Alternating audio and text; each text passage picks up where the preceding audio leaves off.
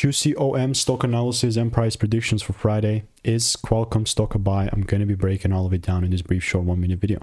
I like the $152 level because it's in my demand zone, and I'm just still going to stick to a bias and trend and edge that I've tested for 43,000 videos over 5 years. Overall bias wise was correct, just the timing was wrong. So I kind of missed, not that I missed, I just kind of ignored that.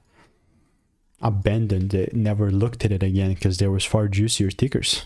And looking at QCOM, well, how all this looks like is if there's a double break, then I'm obviously buying. If that doesn't quite happen, then I'm not gonna quite buy. You know what I mean? Quite simple. Here's my confirmation. Just like that. All I'm doing in the meantime is obviously waiting for rules to be met. And if you want to get my money making emails and insights absolutely risk-free, just click the first link in the description, check it out. The free sauce might expire, you know what I mean? And with the QCOM, I do have previous receipts. In the Discord, you can see it here. So that being said, see you in the next one. Goodbye, Nigeria.